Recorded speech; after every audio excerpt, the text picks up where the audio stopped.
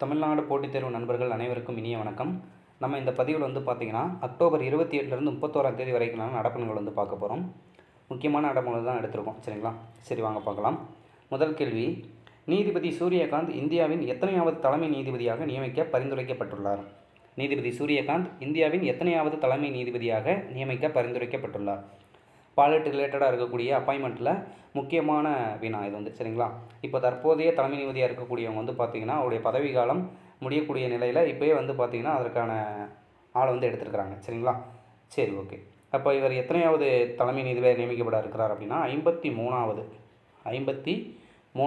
தலைமை நீதிபதியாக நியமிக்க பரிந்துரைக்கப்பட்டுள்ளார். யார் பரிந்துரைச்சிருக்கா இவரை அப்படின்னு பார்த்தீங்கன்னா இப்போ அதாவது தற்போதைய 52வது தலைமை நீதிபதி. சரிங்களா? இப்போ யார் தலைமை நீதிபதியாக இந்த தேதியில் யார் இருக்கா அப்படின்னா பிஆர் கவாய் அப்படிங்கிறவங்க இருக்கிறாங்க. பிஆர் கவாய் அவருடைய பதவி காலம் பார்த்திங்கன்னா 23 நவம்பர், சரிங்களா, 2025 இதையோட ஓய்வு பெறுறாங்க. அதனால் பார்த்திங்கன்னா அதற்கடுத்து 24 நவம்பர்லேருந்து பார்த்திங்கன்னா சூரியகாந்த் பார்த்திங்கன்னா தலைமை நீதிபதியாக நியமிக்கப்பட இருக்கிறாங்க. சரிங்களா?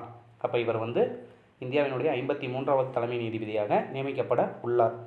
அப்போ இவருடைய பதவி காலம் எத்தனை காலம் வரைக்கும் இருக்கும் அப்படின்னா பிப்ரவரி 9, 2027 வரைக்கும் இவருடைய பதவி காலம் அப்படிங்கிறது இருக்கும். சரிங்களா? பிப்ரவரி 9, 2027 வரைக்கும் இவருடைய பதவி காலம் அப்படிங்கிறது இருக்குது. இந்த பிஆர்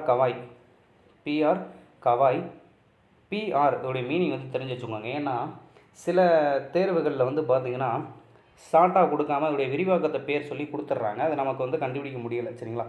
அதனால் படிக்கும்போது அவருடைய முழு பேரையும் சேர்த்து படிச்சுக்கிறது நல்லது.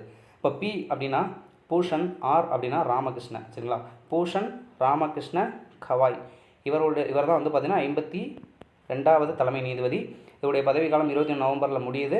இவருக்கு அப்புறமா பார்த்திங்கன்னா சூரியகாந்த் பார்த்திங்கன்னா 53வது தலைமை நீதிபதியாக நியமிக்கப்பட உள்ளார். அவருடைய பதவி காலம் பிப்ரவரி 9, 2027 வரைக்கும் இருக்கும். சரிங்களா? இதுதான் இந்த கேள்வியினுடைய முழு விவரம். அடுத்தது பார்க்கலாம். கேரள மாநிலத்தில் உள்ள எந்த மாவட்டம் மிகுந்த வறுமையற்ற மாவட்டமாக அறிவிக்கப்பட்டது? கேரள மாநிலத்தில் உள்ள எந்த மாவட்டம் மிகுந்த வறுமையற்ற மாவட்டமாக அறிவிக்கப்பட்டது அப்படின்னா கோழிக்கோடு அப்படிங்கிற மாவட்டம் தான் பார்த்திங்கன்னா வறுமையற்ற மாவட்டமாக அறிவிக்கப்பட்டிருக்குது. சரிங்களா? இதை யார் அறிவிச்சிருக்கா அப்படின்னா அங்கே இருக்கக்கூடிய அமைச்சர் ஏ.கே. சுசீந்திரன் அவர்கள் பார்த்திங்கன்னா அறிவிச்சிருக்கிறாங்க. எங்கே வச்சு அறிவிச்சிருக்காங்க அப்படின்னா எஸ்கே பொட்டோகாட் அப்படிங்கிற கலாச்சார மையத்தில் ஒரு நிகழ்ச்சி நடந்திருக்குது. எஸ்கே பொட்டோகாட் அப்படிங்கிற ஒரு கலாச்சார மையத்தில் ஒரு நிகழ்ச்சி நடந்திருக்கு. அந்த நிகழ்ச்சியில் பார்த்திங்கன்னா இந்த ஏ.கே. சசீந்திரன் அப்படிங்கிறவர் அமைச்சர் பார்த்திங்கன்னா கேரளாவுடைய மாவட்டமாக, அதாவது வறுமையற்ற மாவட்டமாக கோழிக்கோடை சொல்லியிருக்கிறார். சரிங்களா? இதை எதை வச்சு அடிப்படையாக சொல்கிறாங்க அப்படின்னா கேரளாவானது பார்த்திங்கன்னா 2021, 22 காலகட்டங்களில் மிகுந்த வறுமை ஒழிப்பு திட்டம் அப்படிங்கிற ஒரு திட்டத்தை தொடங்கியிருக்கிறாங்க. இப்போது 2021, 22 அப்போ தொடங்கப்பட்ட அந்த திட்டத்தில் பார்த்திங்கன்னா இப்போ ஆய்வு பண்ணியிருக்காங்க அந்த திட்டத்தை. அப்படி ஆய்வு பண்ணதில் கோழிக்கோடு அப்படிங்கிற இடம் பார்த்திங்கன்னா வறுமையற்ற மாவட்டமாக அறிவிக்கப்பட்டு இருக்கிறது. சரிங்களா? அமைச்சரால் அறிவிக்கப்பட்டிருக்கிறது. நான் சொல்லக்கூடிய எக்ஸ்ட்ரா டேட்டாவெலாம் பார்த்தீங்கன்னா எழுதி வச்சுக்கோங்க. ஓகேங்களா? சரி, அடுத்தது பார்க்கலாம். இப்போ தமிழ்நாட்டில் வறுமை ஒழிப்பு திட்டத்துக்கு என்ன இருக்குது? தாயுமானவர் அப்படிங்கிற ஒரு திட்டம் செயல்படுத்தியிருக்கிறாங்க. சரிங்களா? இதுவுமே முக்கியமானது தான். ரைட். இது கேரள அரசுடைய வறுமை ஒழிப்பு திட்டம். தமிழ்நாட்டுக்கு தாயுமானவர் திட்டம். 3வது வினா, சர்வதேச அனிமேஷன் தினம் எந்த வருடம் முதலாக தொடங்கப்பட்டது? சர்வதேச அனிமேஷன் தினம் எந்த வருடம் முதலாக தொடங்கப்பட்டது? இதற்கான விடை பார்த்திங்கன்னா 2002. சரிங்களா? 2002 தான் பார்த்திங்கன்னா அனிமேஷன் தினம் அப்படிங்கிறத கொண்டாடுறாங்க. அப்போ அனிமேஷன் தினம் எப்போ அப்படின்னா அக்டோபர் 28 தான் பார்த்திங்கன்னா சர்வதேச அனிமேஷன் தினம் அப்படிங்கிறது கொண்டாடப்படுது. 2002 இதை கொண்டாடுறாங்க. இந்த அனிமேஷன் தினம் எதுக்காக அப்படின்னா அனிமேஷன் கலைத்துறையில் பணிபுரியக்கூடிய கலைஞர்கள், அப்புறம் விஞ்ஞானிகள், அதில் பணிபுரியக்கூடிய தொழில்நுட்ப கலைஞர்களை கௌரவிக்கிற வகையில் பார்த்திங்கன்னா இந்த தினமானது கொண்டாடப்படுகிறது. சரிங்களா? ரைட். அடுத்த வினா, அறிவியல் மற்றும் தொழில்நுட்பத்துறையில் வாழ்நாள் பங்களிப்புக்காக வழங்கப்படும் விஞ்ஞான ரத்னா விருதுக்கு 2025ஆம் ஆண்டில் தேர்ந்தெடுக்கப்பட்டவர்? அறிவியல் மற்றும் தொழில்நுட்பத் துறையில் வாழ்நாள் பங்களிப்புக்காக வழங்கப்படும் விஞ்ஞான ரத்னா விருதுக்கு 2025ஆம் ஆண்டில் தேர்ந்தெடுக்கப்பட்டவர் யார் அப்படின்னு சொல்லிட்டு கேட்டுக்கிறாங்க. இந்த விருதுகள் வந்து பார்த்திங்கன்னா இந்த வருஷத்துக்கு வந்து பார்த்திங்கன்னா ராஷ்ட்ரிய விஞ்ஞான் புரஸ்கார் அப்படிங்கிறது ஒவ்வொரு வருஷமும் நம்ம அறிவியலுக்காக கொடுக்குறோம். சரிங்களா? என்ன விருது அப்படின்னா ராஷ்ட்ரிய விஞ்ஞான் புரஸ்கார் அப்படிங்கிறது. ஓகேவா? இந்த வருஷம் வந்து 24 தனிப்பட்ட நபர்களுக்காகவும் ஒரு குழுவிற்காகவும் இந்த விருதானது வழங்கப்பட்டிருக்கு. 24 தனிப்பட்ட நபர்கள், ஒரு குழு, ஒரு டீமுக்கு வந்து பார்த்திங்கன்னா இந்த வருஷத்துக்கான அவார்டு அப்படிங்கிறது வழங்கப்பட்டிருக்கு. சரிங்களா? அப்போ இந்த வருஷத்துக்கான இதுதான் வந்து பார்த்திங்கன்னா அந்த அவார்டில் நான் சொன்ன அந்த ராஷ்ட்ரிய விஞ்ஞான புரஸ்கார் அவார்டில் மிக உயர்ந்த விருது விஞ்ஞான் ரத்னா அப்படிங்கிறது. சரிங்களா? இது வந்து யாருக்கு கொடுத்துருக்காங்க அப்படின்னா ஜெயந்த் விஷ்ணு நார்லிகர். ஜெயந்த் விஷ்ணு நார்லிகர் அப்படிங்கிறவங்களுக்கு தான் கொடுத்துருக்குறாங்க. இவங்க வந்து பார்த்திங்கன்னா மே 2025 மே மாதம், இந்த வருஷம் மே மாதம் வந்து பார்த்திங்கன்னா இறந்துட்டாங்க. இவர் வந்து பார்த்திங்கன்னா ஒரு இயற்பியலாளர்.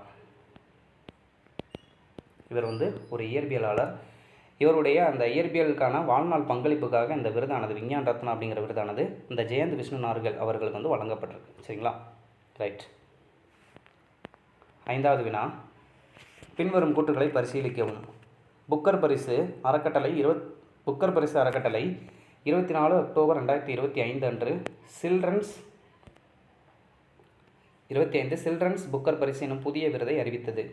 இந்த விருது 5 முதல் 8 வயது குழந்தைகளுக்காக எழுதப்பட்ட ஆங்கில கதைகள் மட்டுமே வழங்கப்படும்.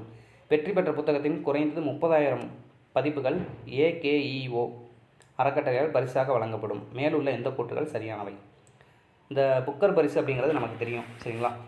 இந்த புக்கர் பரிசுக்கு வந்து பார்த்திங்கன்னா இப்போ புதுசாக வந்து ஒரு கிளை பரிசாக இந்த சில்ட்ரன்ஸ் புக்கர் பரிசு அப்படிங்கிறத வந்து சொல்லியிருக்கிறாங்க. இதனுடைய பரிந்துரை பார்த்திங்கன்னா 2026 வந்து வரும். இதற்கான அந்த விருதுக்கான பரிந்துரை அப்படிங்கிறது 2026 வந்து வருது. எப்போ வழங்குறாங்க அப்படின்னா 2027 வருஷம் இனிமேல் வந்து இந்த சில்ட்ரன்ஸ் புக்கர் பரிசு அப்படிங்கிறத வழங்க போகிறாங்க. சரிங்களா?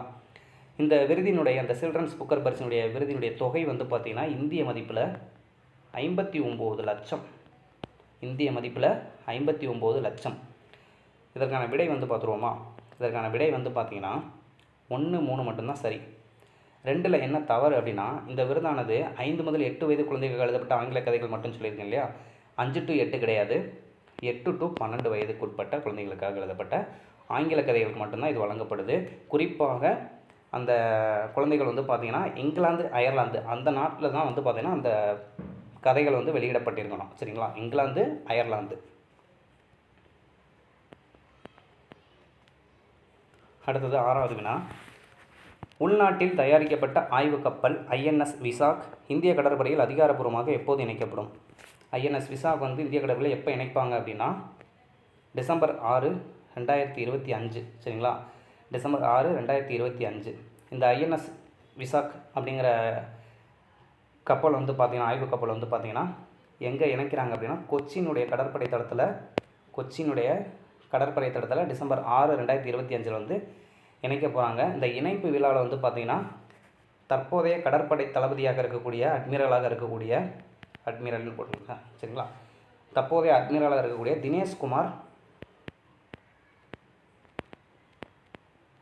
தினேஷ்குமார் திரிபாதி. சரிங்களா? தினேஷ்குமார் திரிபாதி அப்படிங்கிறவர் தான் இப்போ கடற்படை தலைமுடைய அட்மிரலாக வந்து இருக்கிறாரு. சரிங்களா? இவர் தான் வந்து பார்த்திங்கன்னா அந்த இணைப்பு விழாவின் போது தலைமை தாங்கக்கூடியவராக இருக்க போகிறாரு. ஓகேங்களா? ரைட். 7வது, கடலுக்கு அடியில் கடலடி சுரங்கப்பாதை அமைக்க உள்ள மாநிலம். கடலுக்கு அடியில் கடலடி சுரங்கப்பாதை அமைக்க உள்ள மாநிலம் வந்து பார்த்திங்கன்னா கேரளா. 8வது வினா, சர்வதேச தூதர்கள் தினம் என்று கொண்டாடப்படுகிறது. சர்வதேச தூதர்கள் தினம் என்று கொண்டாடப்படுகிறது. இதற்கான விடை வந்து அக்டோபர் 24. அடுத்தது 9வது வினா, 2025ஆம் ஆண்டுக்கான காற்றுத்தர குறியீட்டின்படி இந்தியாவின் மிக சுத்தமான நகரம். 2025 காற்றுத்தர குறியீட்டின்படி இந்தியாவின் மிக சுத்தமான நகரம் வந்து பார்த்திங்கன்னா புனே நகரம். சரிங்களா? காரணம் என்ன அப்படின்னா மேற்கு தொடர்ச்சி மலைக்கு பக்கத்தில் இருக்குது. அதுபோக அங்கே இருக்கக்கூடிய புவியியல் அமைப்பு, அப்புறம் அங்கே இருக்கக்கூடிய கழிவுகளை வெளியேற்றப்படக்கூடிய மேலாண்மை, சரிங்களா, இந்த திடக்கழிவுகளை வெளியேற்றப்படக்கூடிய மேலாண்மையில் எல்லாத்துலேயுமே சிறந்து விளங்கக்கூடியதாக புனே வந்து இருக்குது. அதனால் இந்த வருஷம் வந்து பார்த்திங்கன்னா காட்டுத்தர குறியீட்டில் மிகச்சிறந்த சுத்தமான நகரமாக புனே வந்து தேர்ந்தெடுக்கப்பட்டு இருக்குது. 2வது இடத்துல வந்து பார்த்திங்கன்னா மும்பை இருக்குது. 2வது இடத்துல மும்பை வந்து இருக்குது. ஓகேவா? சரி, அடுத்த வினா. 22வது ஆசியான் இந்தியா உச்சி மாநாட்டில் பிரதமர் நரேந்திர மோடி எந்த ஆண்டை ஆசியான் இந்தியா கடல்சார் ஒத்துழைப்பு ஆண்டு என அறிவித்தார்? 22வது ஆசியான் இந்தியா உச்சி மாநாட்டில் பிரதமர் நரேந்திர மோடி எந்த ஆண்டை ஆசியான் இந்தியா கடல்சார் ஒத்துழைப்பு ஆண்டு என அறிவித்தார் அப்படின்னா அடுத்து வரக்கூடிய வருடமான 2026 தான் வந்து அறிவிச்சிருக்கிறாரு. 22வது ஏசியன் இந்தியா சமிட் வந்து பார்த்திங்கன்னா எங்கே நடக்குது அப்படின்னா மலேசியாவில் கோலாலம்பூரில் வந்து நடக்குது. சரிங்களா, மலேசியாவில் கோலாலம்பூரில் வந்து நடக்க இருக்குது. ரைட். அடுத்து 11. எந்த செயற்கைக்கோளுக்கு மாற்றாக CMS-3 செயற்கைக்கோள் ஏவப்படுகிறது? எந்த செயற்கைக்கோளுக்கு மாற்றாக CMS-3 செயற்கைக்கோள் ஏவப்படுகிறது அப்படின்னா ருக்மணி. இந்த ருக்மணி அப்படிங்கிறது வந்து பார்த்திங்கன்னா செயலிழக்க போகுது. அந்த செயலிழக்கிறதுக்கு காரணமாக வந்து பார்த்திங்கன்னா வேறு ஒரு செயற்கைக்கோளை வந்து நம்ம வந்து இந்த CMS-3 அப்படிங்கிற செயற்கைக்கோள் வந்து ஏவணும். எப்போ ஏவுறாங்க அப்படின்னா நவம்பர் 2ஆம் தேதி லான்ச் பண்ணுறாங்க. சரிங்களா, இந்த CMS-3 அப்படிங்கிறத வந்து பார்த்திங்கன்னா இந்தியாவில் ஏவப்படக்கூடிய மிகப்பெரிய தொடர்பு செயற்கைக்கோள். சரிங்களா, தொடர்பு செயற்கைக்கோள். 12வது வினா. அடிப்படை அறிவியல் மற்றும் கணிதத்திற்கான புதிய ஆராய்ச்சி மையங்கள் எங்கு நிறுவப்பட உள்ளது? இதற்கான விடை வந்து சென்னை, கோயம்புத்தூர். அடிப்படை அறிவியல் மற்றும் கணிதத்திற்கான புதிய ஆராய்ச்சி மையம் எங்கு நிறுவப்பட உள்ளது அப்படின்னா சென்னை, கோயம்புத்தூர்.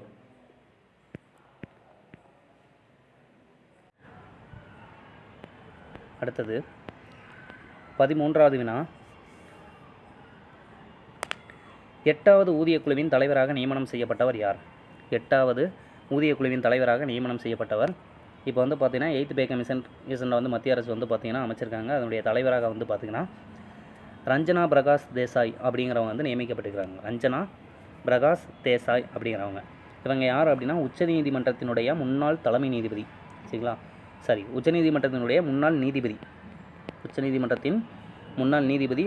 அப்புறம் வந்து பார்த்திங்கன்னா தொகுதி மறுவரையறை ஆணையத்துடைய தலைவராகவும் இருந்திருக்காரு. தொகுதி மறுவரையறையுடைய ஆணையத்தினுடைய தலைவராகவும் இருந்தவர் அந்த ரஞ்சனா பிரகாஷ் தேசாய் அப்படிங்கிறவங்க.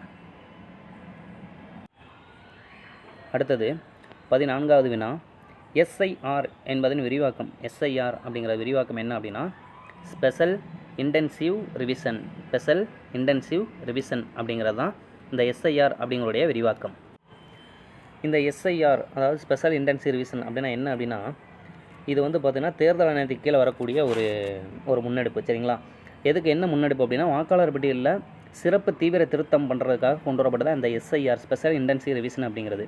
இதனுடைய நோக்கம் வந்து பார்த்திங்கன்னா வாக்காளர் பட்டியலில் இருக்கக்கூடிய போலி பெயர்கள் அப்புறம் இறந்தவங்களுடைய பெயரை நீக்கிறது தான் இதனுடைய முக்கியமான இதை வந்து இருக்குது. சரிங்களா, இப்போதைக்கு வந்து பார்த்திங்கன்னா ஒரு 10 மாநிலம் அப்புறம் வந்து பார்த்திங்கன்னா 2 யூனியன் பிரதேசத்தில் வந்து பார்த்திங்கன்னா யூனியன் டெரிட்டரியில் வந்து பார்த்திங்கன்னா இது வந்து லான்ச் பண்ண போகிறாங்க.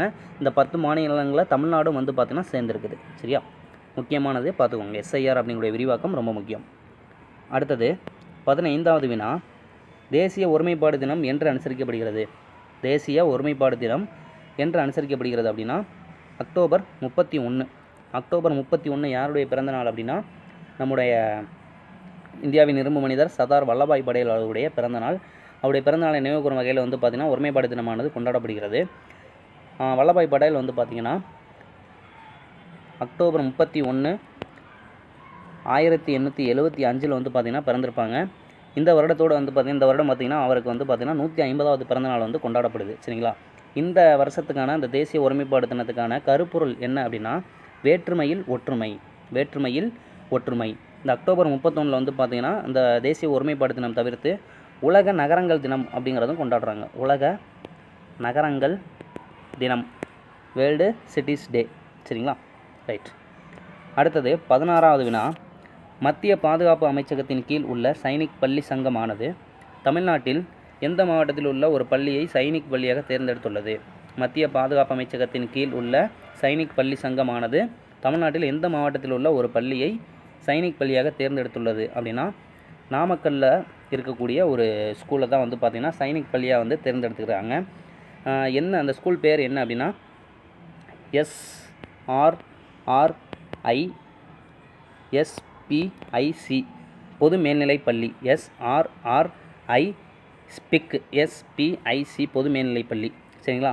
இந்த நாமக்கல்லில் இருக்கிற இந்த பள்ளியோடு சேர்ந்து வந்து பார்த்திங்கன்னா மேலும் ஒரு 4 பள்ளிகள் ஏற்கனவே முன்னதாக அறிவிக்கப்பட்டிருக்குது. அது எங்கெங்கே இருக்குது அப்படின்னா திருப்பூரில் அமராவதி நகர், அப்புறம் மதுரையில் ஒரு பள்ளி இருக்குது, சேலத்தில் ஒரு பள்ளி இருக்குது, திருப்பூரில் இன்னொரு இடத்துலையும் ஒரு பள்ளி இருக்குது. சரிங்களா? இது வந்து 5வது நாமக்கல்லில் வந்து பார்த்திங்கன்னா 5வது பள்ளியாக இது வந்து சொல்லியிருக்கிறாங்க.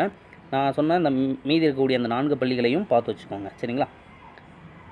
அடுத்தது 17வது வினா. எந்த மாநிலத்தில் உள்ள நகராட்சியானது குப்பைக்கு உணவு என்ற முன்னெடுப்பினை மேற்கொண்டது? எந்த மாநிலத்தில் உள்ள நகராட்சியானது குப்பைக்கு உணவு என்ற முன்னெடுப்பினை மேற்கொண்டது அப்படின்னா சத்தீஸ்கர் மாநிலம். சத்தீஸ்கர் மாநிலத்தில் இருக்கக்கூடிய அம்பிகாபூர் அப்படிங்கிற ஒரு நகராட்சி தான் குப்பைக்கு, அம்பிகாபூர் அப்படிங்கிற ஒரு நகராட்சி குப்பை கொடுத்தா நமக்கு வந்து உணவு கொடுக்குறாங்க. சரிங்களா? 1 கிலோ குப்பைக்கு உணவு வந்து இலவசமாக கொடுக்குறாங்க அம்பிகாபூர் அப்படிங்கிற நகராட்சியில். இது எங்கே இருக்குது அப்படின்னா சத்தீஸ்கர்லேருந்து இருக்குது. சரிங்களா? ரைட், அவ்வளோதான் நண்பர்களே. 17 கேள்விகள் வந்து இருக்குது. நான் சொன்ன பாயிண்ட்ஸ் எல்லாம் வந்து பார்த்திங்கன்னா தனியாக நோட்ஸ் எடுத்து எழுதிக்கோங்க. சரிங்களா? ஓகே, நன்றி.